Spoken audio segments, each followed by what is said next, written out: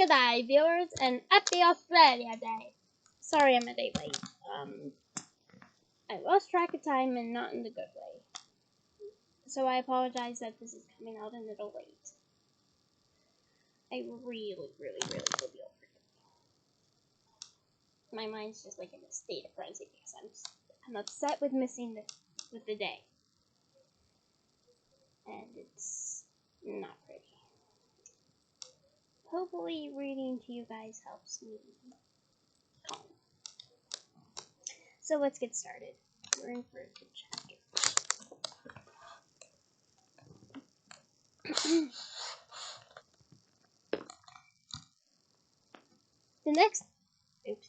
Chapter 6, Gilderoy Lockhart. The next day, however, Harry barely grinned once. Things started to go downhill from the breakfast table in the great hall. The 4 long house tables were laden with tureens of porridge, plates of kippers, which are basically whole herrings. Yeah. Let's eat fish for breakfast. I prefer tuna and salmon, please. Mounds of toast and dishes of eggs and bacon beneath the enchanted ceiling today. It was a dull, cloudy gray. Harry and Ron sat down at the Gryffindor table next to Hermione, who had her copy of Voyages with Vampires propped open against a milk jug. I mean, I'd have a book propped against something too. It's not a milk jug. Maybe an easel? That seems a little more accurate. There was a light stiffness in the way she said, "Morning," which told Harry that she was still disapproving of the way they had arrived. Neville Longbottom, on the other hand, greeted them cheerfully. Neville was a round-faced and accident-prone boy with the worst memory anyone had ever met.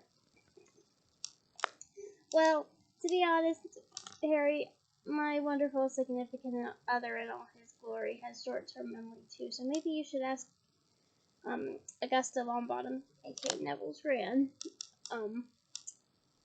to bring him in Membrel. I have to keep being his Membrel. Although I don't remember if he forgets something.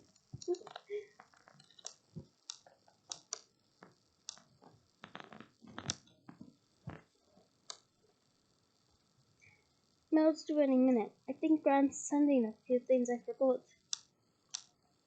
Harry had only just started his porch when sure enough there was a rushing sound overhead.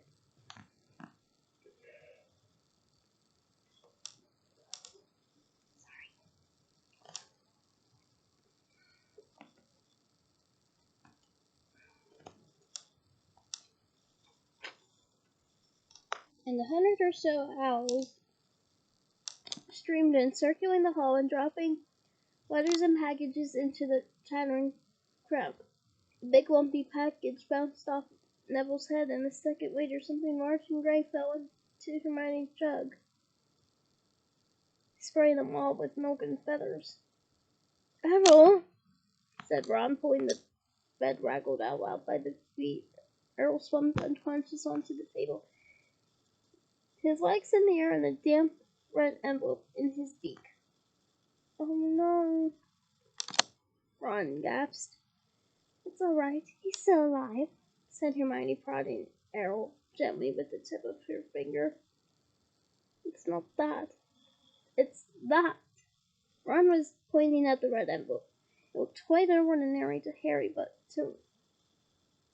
Ron and Neville were both looking at it as though they expected it to explode. "What's the matter?" said Harry. She sent me a howler," Ron said faintly. "You'd better open it, Ron," said Neville in a timid whisper. "It'll be worse if you don't. My gran sent me one once, and I ignored it, and..." he gulped. "It was horrible." Harry looked from their petrified faces to the red envelope. "What's a howler?" he said, but Ron's whole attention was fixed on the letter, which had begun to smoke at the corners. "Open it," Neville urged. "It'll all be over in a few minutes." Ron stretched out a shaking hand and caused the envelope from Mosby again split it open. Ron stuffed his fingers in his ears. A split second later, Harry knew why. He thought for a moment it had exploded, but a roar of sound filled the huge hall, shaking dust from the ceiling. I am going to blend both the film and the book in this segment, so I thought I would fair warn you guys in advance. Now let's get started. And pray I don't almost lose my voice, just like Joey Walters. Molly's actress, by the way. Ronald Weasley, how dare you steal that car? I wouldn't have been surprised if they had expelled you. You wait till I get a hold of you. I don't suppose you stopped to think of what your father and I went through when we saw it was gone. Mrs. Weasley yells 100 times louder than usual, made the plates and spoons rattle on the table and echoed deafeningly off the stone walls. People throughout the hall were swiveling around to see who had received the Howler, and Ron sank so low in his chair that only his crimson forehead could be seen. Letter from Dumbledore last night. I thought your father would die of shame. We didn't bring you up to behave like this. You and Harry both could have died. Harry had been wondering when his name was going to crop up. He tried very hard to look as though he couldn't hear the voice that was making his conundrums throb. I am absolutely disgusted. Your father's facing an inquiry work, and it's entirely your fault. And if you put another toe out of line, we'll bring you straight back home. A raining silence fell. The red envelope, which had dropped from Ron's hand, burst into flames and curled into ashes. And because, like I said, I was going to blend both film and book, this is for your convenience.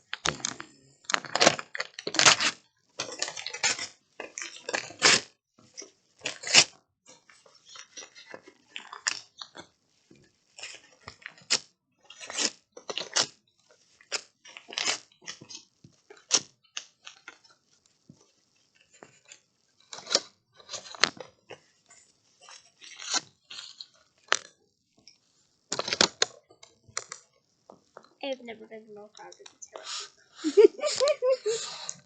tarot. Harry and Ron sat stunned, as though a tidal wave had just passed over them. A few people laughed, and gradually a babble of talk broke out again. Hermione closed Voyages with Vampires and looked down at the top of Ron's head. Well, I don't know what you expected, Ron, but you... Don't tell me I deserved it, snapped Ron.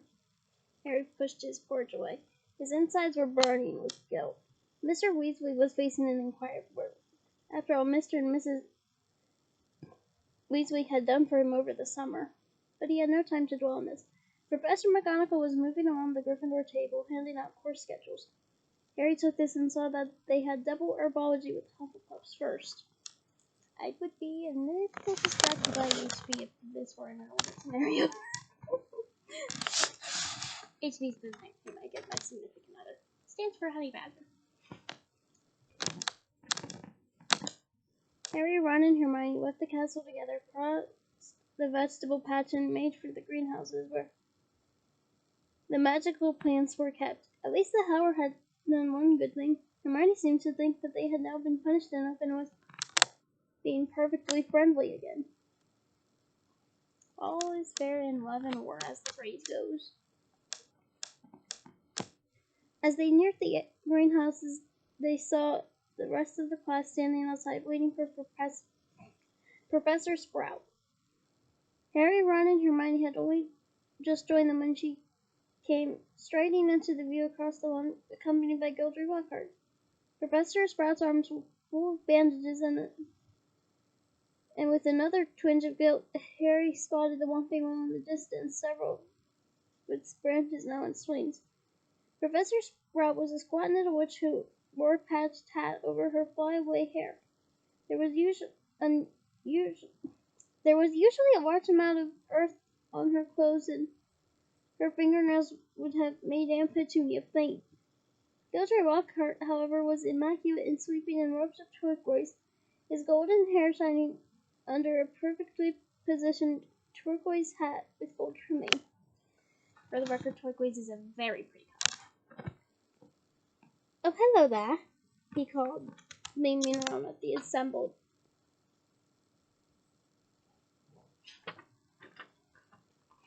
I was like, what? That doesn't make no sense. Students. Just been showing Professor Sprout the right way to Dr. Womby Willow, but I don't want you running away with the idea that I'm better at herbology than she is. I just happen to have met several of those exotic plants on my travels. Greenhouse 3 today, chaps, said Professor Sprout, who was looking distinctly disgruntled, not at all her usual cheerful self. There was a murmur of interest. They had only ever worked in Greenhouse 1 before. Greenhouse 3 housed far more interesting and dangerous plants. Professor Sprout took a large key under her belt and unlocked the door. Harry caught a whiff of damp earth and fertilizer mixing with heavy perfume of some giant umbrella-sized flowers dangling from the ceiling. He was about to follow Ron and Hermione inside when Lockhart's hand shot out. Harry, I've been wanting to around. You don't mind if he's a couple minutes late, do you, Professor Sprout?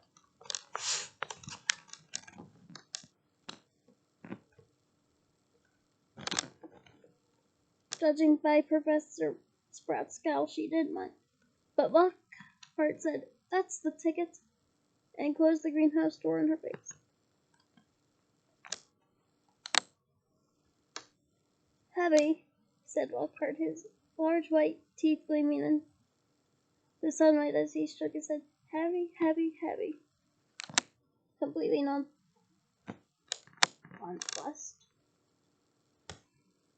What is that?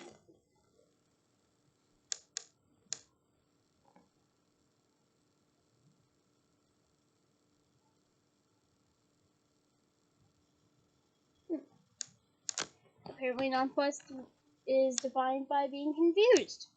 Thank you for another word that means confused, J.K. Rowling. I use a lot of words that mean confused in my day-to-day life outside of this.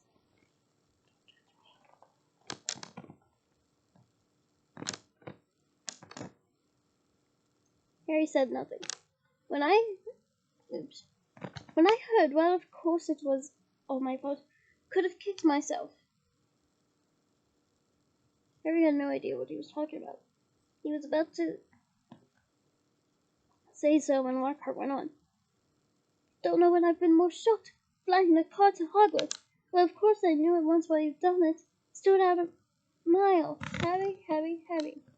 It was remarkable how he could show every one of those brilliant teeth even when he wasn't talking. Gave you a taste for publicity, didn't I? Said Lockhart. Gave you the bug. You got to go on the front page with paper and with me, and you couldn't wait to do it again. Oh no, Professor, see. Harry, Harry, Harry, said Lockhart, reaching out and grasping his shoulder. I understand. Natural to want a bit more once you've had that first taste, and I blame myself for giving you that because it was bound to go to your head. But see here, young man, you can't start flying cars to try to get yourself noticed. Just calm down, all right? Plenty of time for all that when you're older. Yes, I know what you're thinking. It's all right for him. He's internationally famous wizard already. But when I was 12, I was just as much of a nobody as you are now. In fact, I'd say I was even more of a nobody. I mean, a few people have heard of you, haven't they? All that business with he who must not be named. He glanced at the lightning scar on Harry's forehead. I know. It's not quite as good as winning Witchly Cleave's most charming smile award 5 times in a row as I have. But it's a start, Harry. It's a start. He gave Harry a hearty wink and strode off. Harry stood stunned for a few seconds. Then, remembering he was supposed to be in the greenhouse, he opened the door and slid inside. Professor Sprout was standing behind a trestle bunch in the center of the greenhouse. About 20 pairs of different colored earmuffs were lying on the bench. When Harry had taken his place between Ron and Hermione, she said, "We'll be repotting mandrakes today. Now who can tell me the properties of mandrake?" To nobody's surprise, Hermione's hand was pressed on the air.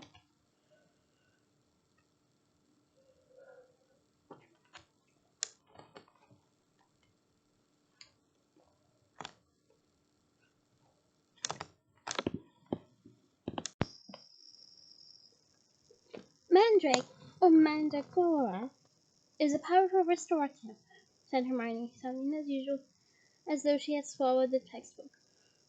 It is used to return people who have been transfigured or cursed to their original state. Excellent. 10 points to Gryffindor, said Professor Sprout. The mandrake forms an essential part of most antidotes. It is also, however, dangerous. Who can tell me why? Hermione's hand narrowly missed Harry's glasses as it shot up again. The cry of the mandrake is fatal to anyone who hears it, she said promptly. Precisely. Take another 10 points, said Professor Sprout. Now, the mandrakes we have here are still very young. She pointed to a row of deep trays as she spoke, and everyone shuffled forward for a better look. 100 or so tufty little plants, purplish green in color, were growing there in rows. They looked quite unremarkable to Harry, who didn't even have the slightest idea what Hermione meant by the cry of the mandrake. Everyone, take a pair of earmuffs, said Professor Sprout. There was a scramble as everyone tried to seize a pair that wasn't pink and fluffy. I like pink and fluffy. When I tell you to put them on, make sure your ears are completely covered, said Professor Sprout. When it is safe to remove them, I will give you the thumbs up. Right. Earmuffs on.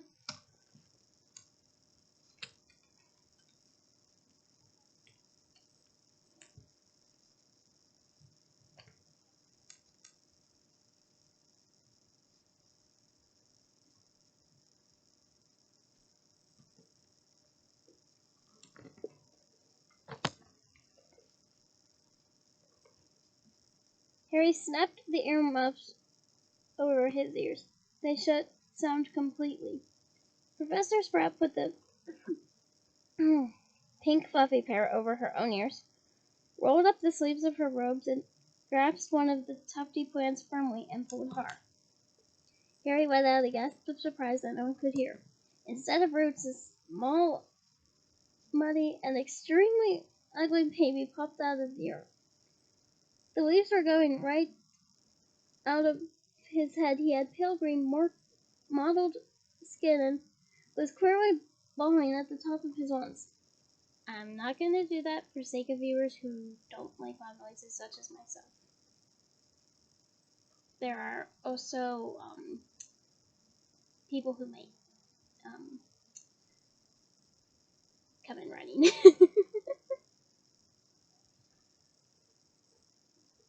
Professor Sprout took a large plant pot from under the table and plunged the mandrake into it, burying him in dark, damp compost until only the tufted leaves were visible. Professor Sprout dusted off her hands and gave them all the thumbs up and removed her own earmuffs. As our mandrakes are only seedlings, their cries won't kill you yet, she began calmly, as though she had done nothing more exciting than water begonia. However, they will knock you out for several hours, as I'm sure none of you want to miss your first day back. Make sure your earmuffs are securely in place while you work. I will attract your attention when it's time to pack up. Forward to a tray. There is a large supply of pots here. Compost in the sacks over there. And be careful of the venomous tentacle. It's teething. She gave a sharp slap to a spiky red plant as she spoke, making it draw in the warm feelers that had been itching sneakily over her shoulder. Harry, Ron, and Hermione were joined at their tribe by a curly-haired Hufflepuff boy Harry knew by sight but had never spoken to.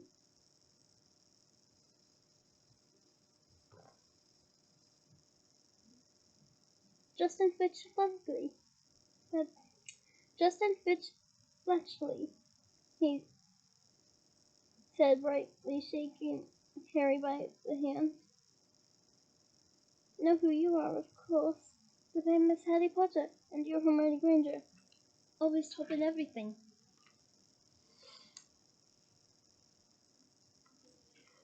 Hermione beamed as she had her hand shaken too. And Ron Weasley, wasn't that your flying car?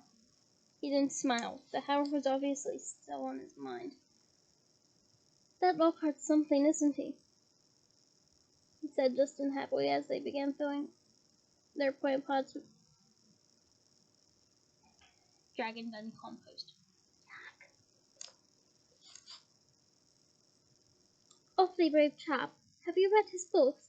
I'd have died of fear if I had been cornered in a telephone booth by a werewolf. But he'd stage 4 and Zap, just fantastic. My name was down for Eton, you know. I can't tell you how glad I came here instead. Of course, Mother was slightly disappointed, but since I made her read Lockhart books, I think she's begun to see how useful it'll be to have a fully trained wizard in the family. Eton's a good school, I'm sure. I wish I hadn't gone up to. After that, they didn't have much chance to talk. Their earmuffs were back on, and they needed it to concentrate on the mandrakes. Professor Sprout had made it look extremely easy, but it wasn't. The mandrakes didn't like coming out of the earth, but they didn't seem to want to go back into it either. They squirmed, kicked, and frailed those sharp little fists and gnashed their teeth. Harry spent 10 whole minutes trying to squash a particularly fat one into a pot. By the end of class, Harry, like everyone else, was sweaty, aching, and covered in earth. Everyone trapseed back to the castle for a quick wash, and then the Gryffindors hurried off to Transfiguration.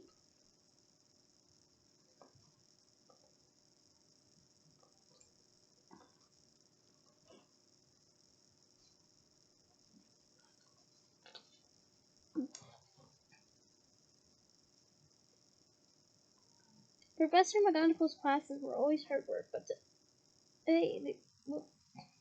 today was especially difficult. Everything Harry had learned last year seemed to have leaked out of his head during the summer.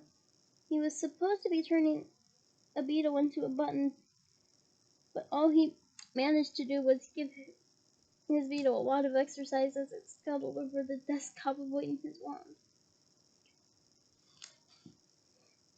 Ron was having far worse problems. He had patched up his wand with some borrowed fellow tape. Their version of Scotch tape, I think.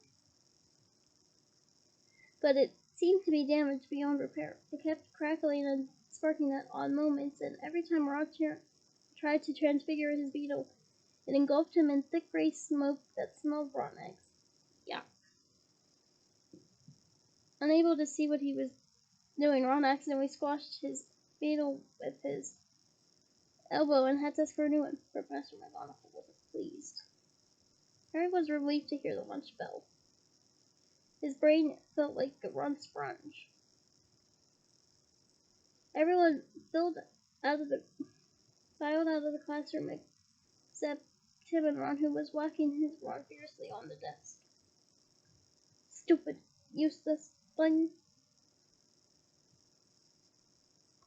Write home for another one, Harry suggested as the wand let out a volley of flames like a firecracker.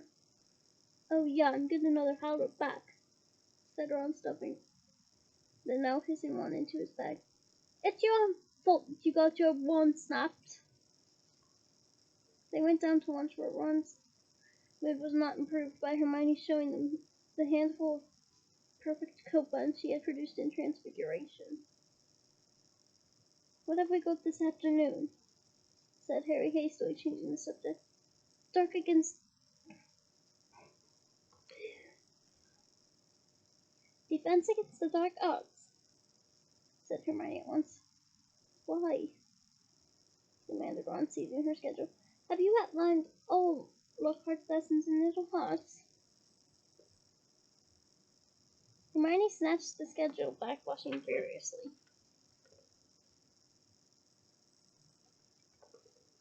They finished lunch and then went outside into the overcast courtyard. Hermione sat down on a stone step and buried her nose in Voyages with Vampires again. I think that's her favorite Lockhart book. Harry and Ron stood talking about Quidditch for several minutes before Harry became aware that he was being closely watched. Looking up, he saw the very small, mousy-haired boy he had seen trying on the Sorting Hat last night, staring at Harry as though transfixed. He was clutching what looked like an ordinary Muggle camera, and the moment Harry looked at him, he went bright red. "All right, Harry, I'm plotting Creevy," he said breathlessly, taking a tenacious step forward. "I'm in Gryffindor too. Do you think? Would it be alright if... Can I have a picture?" he said, raising the camera hopefully. "A picture," Harry repeated blankly. "So I can prove I've met you," said Colin Creevy eagerly, edging further forward.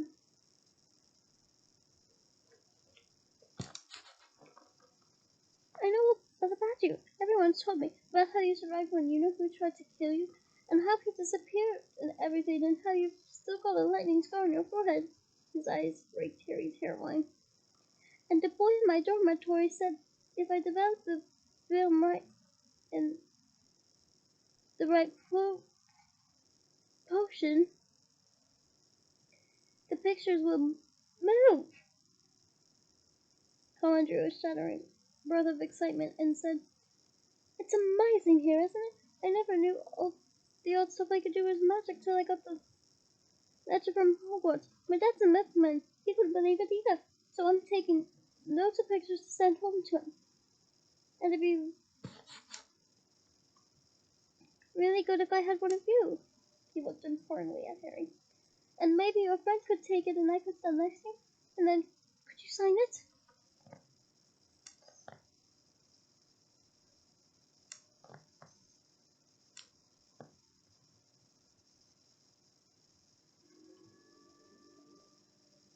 "Signed photos? You're giving out signed photos, Potter?" Loud and scathing, Draco Malfoy's voice echoed around the courtyard. He had stopped right behind Colin, flanked as he always was at Hogwarts by his large and thuggish cronies, Crabbe and Goyle. "Everyone line up!" Malfoy roared to the crowd. "Harry Potter's giving out signed photos!" "No, I'm not," said Harry angrily, his fist clenching. "Shut up, Malfoy." "You're just jealous," piped up Colin, whose entire body was about as thick as Crabbe's neck. "Jealous," said Malfoy, who didn't need to shout anymore. Half the courtyard was listening in. "Of what? I don't want a battle scar right across my head, thanks. I don't think getting your head cut open makes you that special myself." Crabbe and Goyle were sniggering stupidly.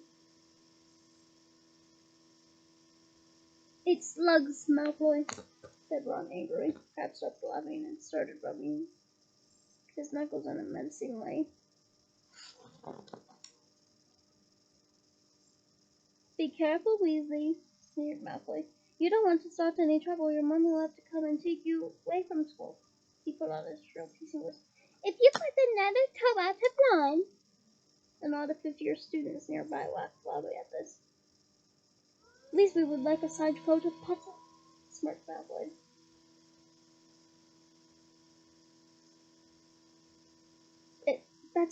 It'd be worth more than his family's whole house. Ron whipped out his spell-taped wand, but Hermione shut Voyages with Vampires with a snap and whispered, "Look out!" What's all this? What's all this? Gilderoy Lockhart was striding toward them.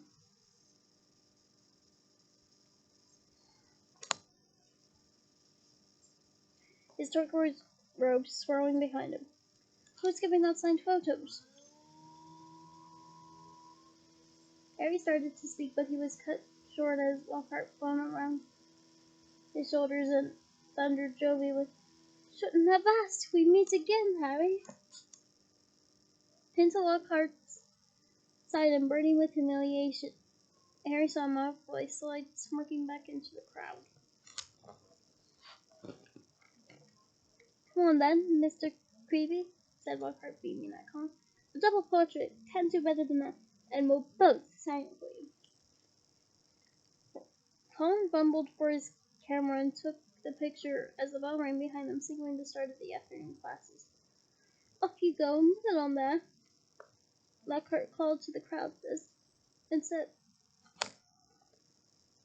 back off to the castle with Harry, who was wishing he knew a good vanishing spell, still clutched to his side. "What to the wise, Harry," said Lockhart paternally as they entered the building through side door. "I've covered up for you back there with young Greeley. If he was photographing me, too, your schoolmates will think you're setting yourself up so much." Deaf to Harry's stammers, Lockhart swept him down a corridor lined with staring students and up a staircase.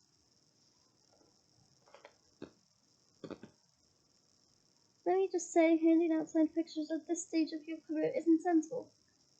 Looks a tad big-headed, Harry, to be frank. There may well come a time when, like me, you'll need to keep a stack handy wherever you go. But," he gave a little chortle, "I don't think you're quite there yet." They had reached Lockhart's classroom, and he let Harry go at last.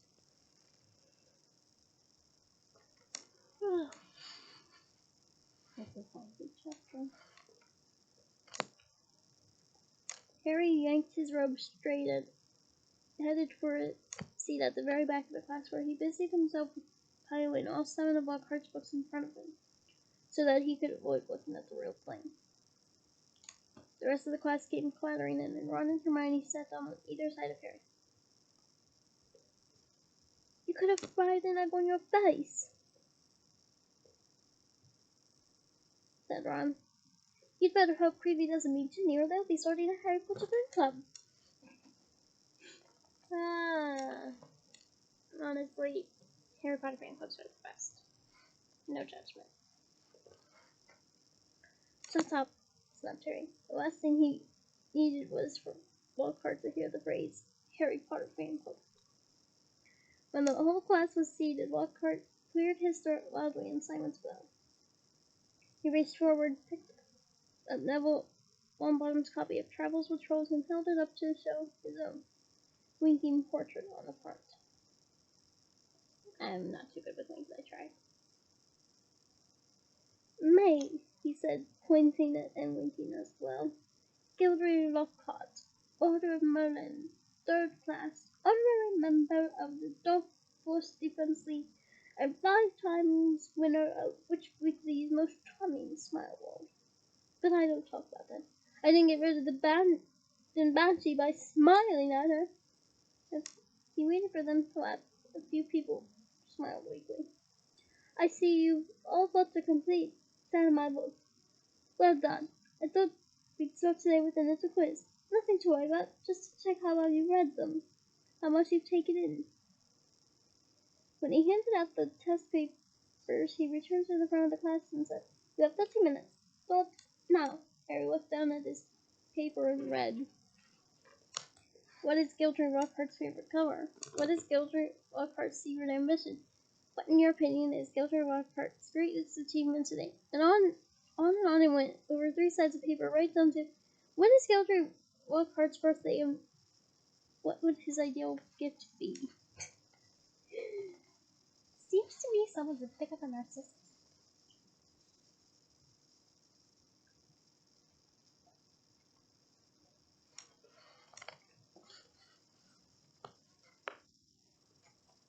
Half an hour later, Lockhart collected the papers and ruffled through them in front of the class. Tut tut. How do any of you remember that my favorite color is lilac? That's a pretty color. I'm not gonna lie that. Lilac is a very gorgeous color. I wore that color at prom once. I say so in year with the Yeti. And a few of you need to read Wanderings with Werewolves more carefully. I clearly stated in Chapter 12 that my ideal birthday gift would be harmony between all magic and non-magic people. That is a very good birthday wish. Or ideal gift. I'm not gonna lie. Broadus, he may be, and sorry for spoiling, that is a very good wish. Though I wouldn't say no to a large bottle of Ogden's old fire whiskey, he gave them another roguish wink. Ron was now staring at Lockhart with an expression of disbelief on his face. He, Miss Finnegan, and Dean Thomas, who were sitting in front, were shaking with silent laughter. Hermione, on the other hand, was listening to Lockhart with rapt attention, and gave a start when he mentioned her name. But, Miss Hermione Granger, my secret ambition is to rid the world of evil and market my own range of haircut projects. Good girl. In fact, he looked her over paper. Full marks. Where is Miss Hermione Granger? Hermione raised a trembling hand. Excellent, beamed Lockhart. Quite excellent. Take 10 points for Gryffindor. And so, to business. He bent down behind his desk and lifted a large covered cage onto it.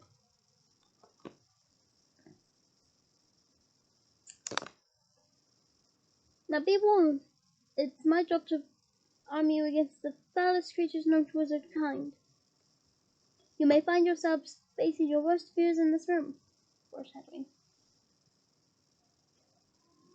Know only that no harm can befall you while I'm here. All I ask is that you remain calm. In spite of himself, Harry leaned forward around his piles for books for a better look at the cage. Lockhart placed a hand on the cover.